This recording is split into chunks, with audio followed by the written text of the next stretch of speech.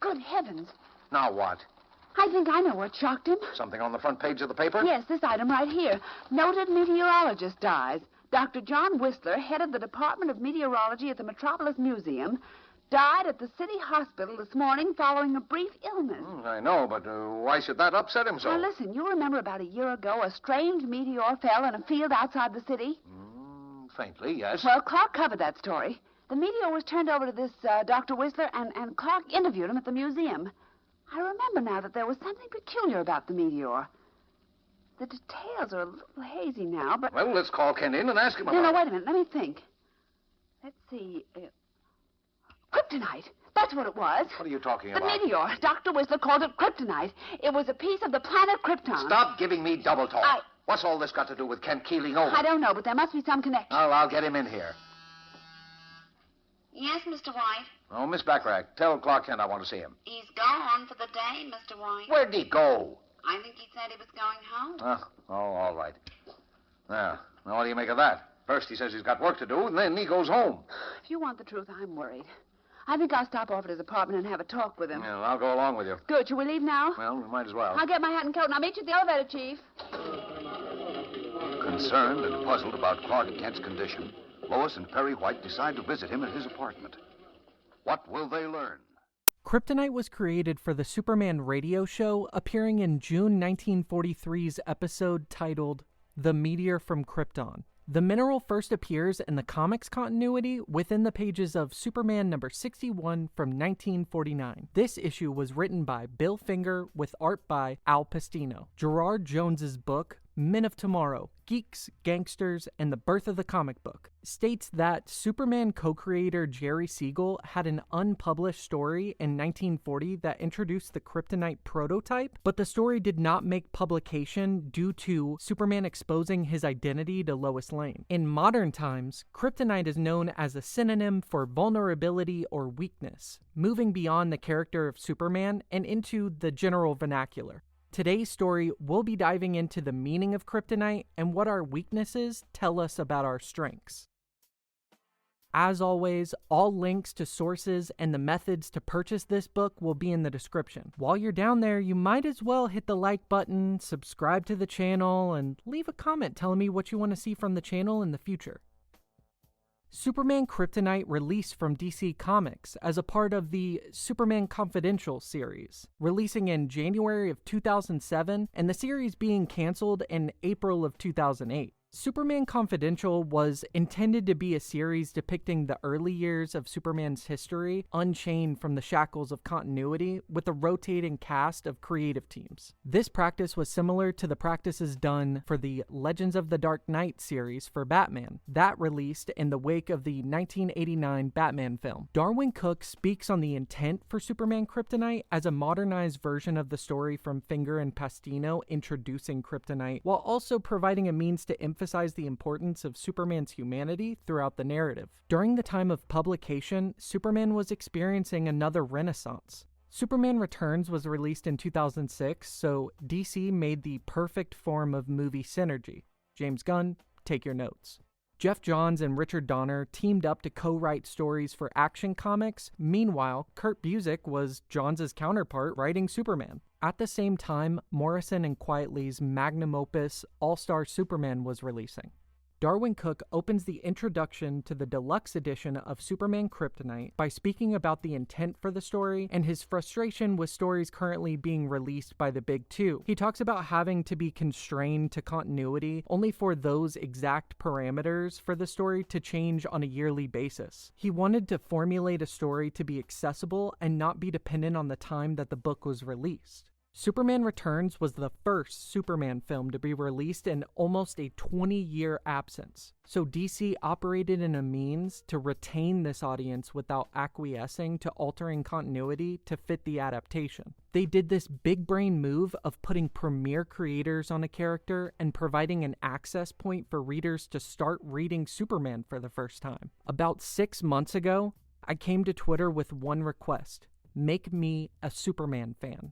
About 75% or more of recommendations are typically the varying origins or All-Star, which serves as the last Superman story. When I had further conversations about preferred entries, I was told that the post-Superman Returns era for comics is the ideal beginning for establishing new readers to Superman without requiring the encyclopedia-type knowledge of the DC universe. This era and methods of producing stories are perfect and should be applauded. Now it's time for my message to DC, and specifically James Gunn, because I know he's watching, of course. Mr. Gunn. Can I call you James? Okay, James, buddy, listen. I know you really want this Superman film to do well, and so do I. What I don't want is for you to be jumping the gun, get it, and being preoccupied with building a universe to compete with Mr. Ballcap. Tell a story about Superman and his supporting cast. Make it accessible for everyone, and remove that barrier for entry for those that are experiencing the superhero fatigue with interconnectivity. Tell a story about Superman, about humanity. And for the love of Rao, please stop referencing cancer personified John Byrne when you're talking about books that you like. Okay, enough editorializing, let's get into the story.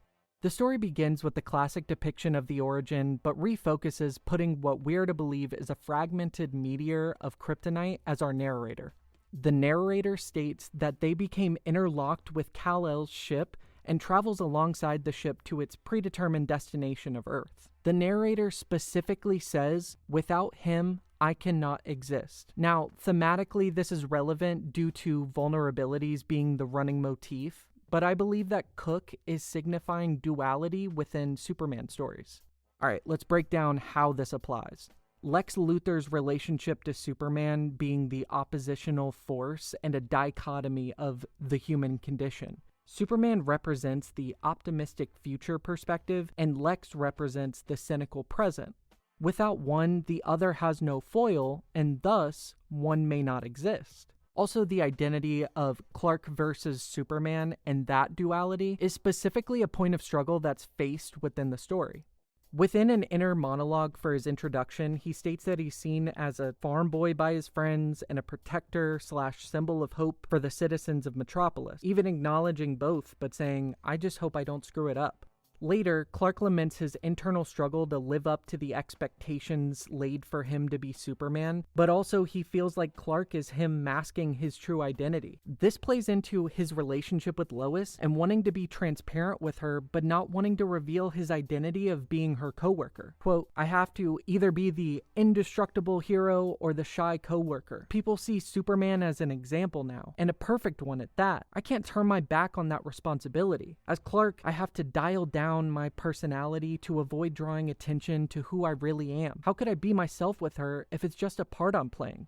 Now, proceeding back to the story, Superman says that he's been active for 2 months and is nervous about being this figure that others rely on, while also indicating excitement to, quote, get to save someone and not saying, quote, has to. The former displays eagerness while the latter displays burden. He's eager to help, but is hesitant to accept the idea of being this flawless protector. Superman ponders his vulnerability as he's been active and unharmed by any attacks. He wonders if a time will come where he faces something that will stop him, and with the lead up to discovering the bounds of his invincibility, his fear strikes multiple times throughout the series. A running metaphor for the series will be Superman's affection for Lois and how this relationship is a emotional vulnerability. It's exemplified by believing of himself to be undeserving of her affection and the inevitability that she will leave because he's not able to dedicate enough of himself to her while also being Superman. Anthony Gallo, or Tony, is introduced as the story's antagonist. He's a hotelier and an entrepreneur establishing a casino called the Utopia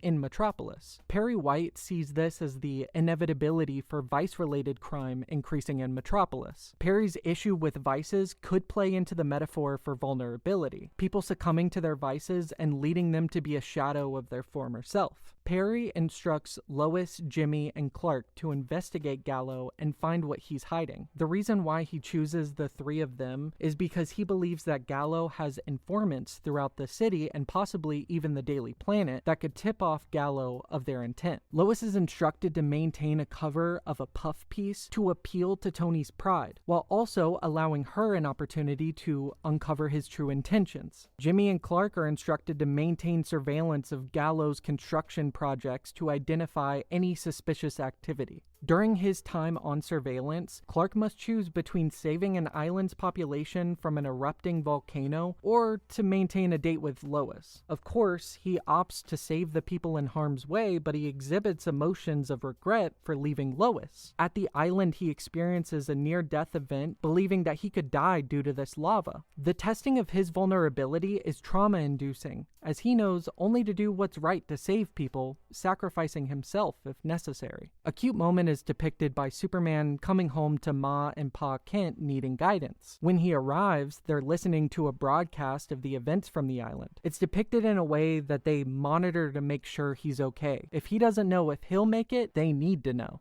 Following the Kryptonite narrator's perspective to this point, it landed among monks and learned tranquility, but was later exposed to violence and greed by way of being stolen for monetary gain by a foreign group. We find that the Kryptonite comes into the possession of Anthony Gallo's father, who is portrayed to be an authoritarian leader of his undefined country. From the narration, quote, "Control is an illusion, power and glory are fleeting, they are often struck down by the righteous, but enlightenment is no escape." The narrator states that this is a constant for Earth, Krypton, and many other worlds before them. Tony's father is murdered by his mother, as she sees this as a means to rebel against the domineering nature of corruption and oppression. Tony then murders his mother in retaliation, replacing his father's position. The narrator recounts from that point, he can no longer feel, he can only consume. This is reflected in the montage of his progression in pursuit of power, being a metaphorical fire, but then showing a literal fire and its consumption of villages. It depicts Tony acquiring power, and if he meets retaliation, he is quicker to burn down the area and leave no dissenters. Lex is utilized in the story to effectively be the challenger of both Superman and his ideals, along with challenging Tony and his entry point to Metropolis. Acting in opposition to Tony establishing himself as another rich entrepreneur in Metropolis, obtaining the gratitude of the citizens. All of Lex's actions within the story are indicative of him wanting to control the optics within Metropolis and for its citizens. The only way that he can assert his power is to control narratives. There's a point where Lex is upstaged by both Superman and Tony, and you can see Lex's response to no longer maintaining control. He holds disdain for anyone that's not himself, but desperately needs the glorification of the citizens in Metropolis to solidify himself as the symbol of human perfection and the human equivalent of Superman. At one point in the story, Superman is exposed to kryptonite for the first time, and it's a scene where Clark is faced with mortality, and as a result, going forward in the narrative, he finds his humanity is having a weakness. He's not a perfect being that's invincible, he has an Achilles heel, and he desperately wants that sort of commonality with humanity. Later in the story, Lois confronts Tony with the revelation that they dug up his past and wants to know what his intentions are for Metropolis. It's at this moment that we have a grand reveal that Tony is currently under the influence of a being within the kryptonite. It's revealed that there was an alien stuck within the kryptonite shard that broke off from Krypton, and our narrator is not a personification of the shard of kryptonite. However, he is an actual being that's trapped within it. The alien embodying Tony requests for Superman to come to the shard and break him out of the tomb. The alien states that if Superman will do this, he will reveal to Superman his origins from Krypton. Superman immediately agrees, even knowing that this will cause him extreme pain because he has this deep search for heritage and the understanding of who and what he is. It's revealed that the alien was of a species that's sent to planets on the brink of extinction, and their role is to document this process as well as the events that transpire prior to this point. Superman is able to see his homeworld and witness the last moments of his mother and father, knowing that Jor-El did all that he could to save Krypton, as well well as sacrificing himself and his wife to save Kal-El. During their mental voyage into the history of Krypton, their bodies lay dormant. This is when Lex Luthor breaks in with his subordinates to obtain a shard of kryptonite so that he can have power over Superman. This is also when the true Tony takes over his body in a fit of rage and confusion. Tony sees his mother in the face of Lois, and crippled with the guilt for his actions as a child, does himself in by his own hand. Lex and his gang are forced out by my favorite Ginger King, Jimmy Olsen. When Superman comes to, he immediately assists with the alien's escape from his encasement. This is where we learn that the alien's name is Bridgewater, which I'll go into later in the essay about why I believe that they're named this. Superman, decked out in a costume that will not allow the kryptonite radiation to affect him, and also looks like an outfit that Insomniac would make if they ever did a Superman game, pushes the shard into the sun to break its encapsulation of Bridgewater. Bridgewater then leaves, and we have two final moments. One is with Superman coming back to the Kent farm and discussing his revelations with his adopted parents. They're hesitant to be excited because they believe that him knowing his origins might lessen their relationship as they're not his real parents. He comforts them in saying that he was born Kryptonian but raised to be a Kent. This embraces his heritage while not negating the adoption of him. The last scene depicts Clark, anxiety-riddled, and his inner monologue prior to asking Lois on a first date as himself. The last line in the story is from Clark, stating, "Say what you will about weaknesses, they make you human." Obviously, saying weaknesses are the theme would be redundant. The narrative pontificates on the meaning of a weakness and how our vulnerabilities and the knowledge of limitations make us human. Kryptonite is the weakness to Superman, yeah, we all know. But I don't think that the story is presenting this as his only weakness. In an interview with the Comics Journal, Cooke explains his use of kryptonite in the story by stating, "Kryptonite, metaphorically, it's mortality. It's his mortality. It's a symbol that he's the same as us, just different, as opposed to different from us, but a little the same." The kryptonite, I think, is an affirmation of his greatest hopes and worst fears all at once. That he's human, that he's mortal. Also, kryptonite is like a metaphor for weakness. And then we get into the whole notion of each character in the book has a weakness. And for the most part, like Lex and Lois, their weakness is the same thing. It's Superman. And Tony Gallo's is wanting. It's avarice and greed. So I kind of started looking at kryptonite as representing the things that make people human. It could be argued that a personal vulnerability for Superman is the struggle to uphold righteousness while also being insecure of that role. It's a running contradiction within Clark's psyche. Clark puts himself through emotional turmoil to maintain this position, but displays reluctance in accepting it. Lois is another of Clark's weaknesses. The second guessing of his actions and reluctance to lose a woman that he believes he will eventually lose is a meditation on the irony of love, being so entranced with the person to the point where you're more worried of losing them than you are happy to be with them. Lois does not define herself by her proximity to or affection of Superman, but instead allows him to make a difference to the world by not having her as a distraction. This is exemplified in Lois's monologue towards Superman, stating, "Do you see? It's just my luck, I suppose. I find a perfect man, but he's dedicated himself to protecting an imperfect world. You belong to the world, not to me." Superman compromises his health in search for the commonality and kinship. He would prefer the potential of his physical harm to protect others. The set expectations for himself, along with the search for understanding, are his additional weaknesses. Lex's weakness throughout the story is vanity. He believes that he can serve the role to undermine a new competitor for the new hotness and wealthy entrepreneurs of Metropolis, while also attempting to find the solution to his Superman problem. He is then undermined consecutively at his own fundraiser for sick children by having Superman steal the spotlight and by Tony donating an exceeding amount to his cause. Lex cannot stand to be upstaged, and this informs his character throughout the series. Anything that can be done to positively reflect his optics in the eyes of the audience and at the same time dimming the light of others. The Kent's vulnerabilities is the safety of Clark. Whether it's the mental stunting experienced by the moments of fear or the physical pain experienced by Clark, he's still their son, and like the majority of parents, their first and only priority is his safety.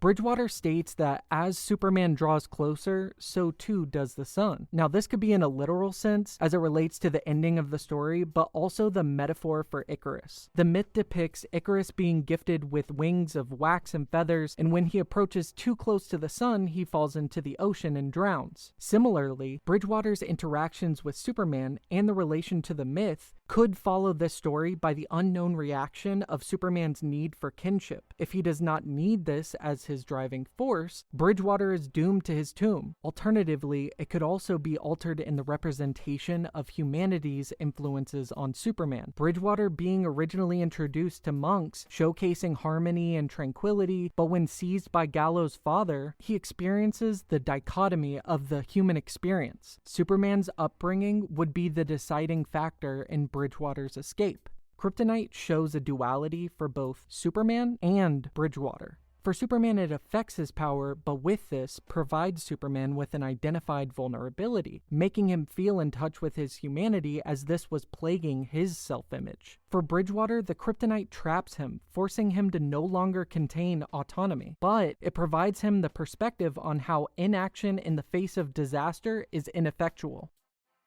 What surprised me the most was Sale's use of dark lining and shadows for the story. He stated he was influenced by the work of Darwyn Cooke, and I can see Sale approximating Cooke in his pencils while also being able to manage to create a wholly original product. The emotive expressions of the characters ring true and can convey the complexity in character work. Small moments like Clark's reaction to Lois denying Gallo's offer for a date and the moments with the Kents are additive to the emotional maturity of Sale, but also his ability to incorporate storytelling interpretation from Cooke's script. Clark's reaction to the explosion of Krypton is gut-wrenching, but it pulls the reader in by Sale's rendering a close-up shot of Clark's face and the loss he experiences. Sale's execution is exemplified when contrasting this story with Superman for All Seasons. In that story, Sale stated that he utilized Norman Rockwell as an inspiration to incorporate the idealism through Americana imagery by way of the use of watercolor. Within this book, there's a level of realism to ground the story, hence the use of dark hues and shadows. I believe it could be argued that the artistic decisions read as a means to achieve the film noir tone that Cooke is attempting to achieve within his script. I believe Bridgewater may mean something deeper if we proceed to peel the layers. Now bear with me because it might seem like I'm doing a Pepe Sylvia bit from Always Sunny. Bridgewater stood out to me on the first reading. Why that name? So I reviewed the pages, trying to piece together meaning, and I found two possibilities, or both. Honestly, take your pick. Darwyn never talked about this in any interviews, so I'm just reading into this to the best of my ability, or maybe I just sound like a conspiracy theorist. I don't know, you tell me in the comments. Bridgewater could be referential to the symbolization used in the elements to describe both himself and Gallo. His experiences are a passive viewing of humanity until finally overtaking Gallo. In the beginning of the story, Bridgewater is introduced to monks, experiencing tranquility and becoming the embodiment of Zen, later to be disrupted by conquest of consumption and exploit. Bridgewater sees the progression of Tony's devolving mental state, saying he's a force of consumption and metaphorically akin to fire's consumption, leaving nothing in its wake but death. Now, it could be read that Bridgewater is the oppositional force of consumption, a cleansing entity, and that's the reason Bridgewater overtakes Gallo. Water, referred to as the healing component, is an oppositional force to fire, a destructive component. This could be Darwyn Cooke intending to showcase that the only option to oppose harm is the act to protect. This act of defiance and preservation of life shifts Bridgewater from the passenger role, previously established by witnessing Krypton's death, into a role where he must make the change to reduce suffering of others. Okay, now with the next one. Bridgewater's name could be an allusion to Superman being the Moses metaphor. You know the one, baby in the cradle, sent down the Nile. Bridgewater is a passenger, an unwilling participant that is impacted because of his inaction on Krypton, and thus, like a baby in its cradle, susceptible to the motion of the water. Bridgewater is not affecting his surroundings, but his surroundings are impacting him. It's only whenever he overtakes Tony, he's able to alter the course that he's currently on and make a shift in the waves of the narrative. narrative. This is reflected towards the end of the story with the send-off scene, having Superman push the contained kryptonite into the sun, mirroring the motion of one that would go against the waves of a stream. In conclusion, Superman Kryptonite is a underappreciated gem, pun intended, and provides complexity deceptively concealed by a relatively simplistic plot. I honestly had never heard of the story prior to me discovering it, and I hold this reverence for both Cooke and Sale in their respective works. So I was dumbfounded as to the reason that I hadn't heard of more praise for the title. Darwyn Cooke and Tim Sale will be missed, but they live on through the stories that they contributed to and the continued praise of their work.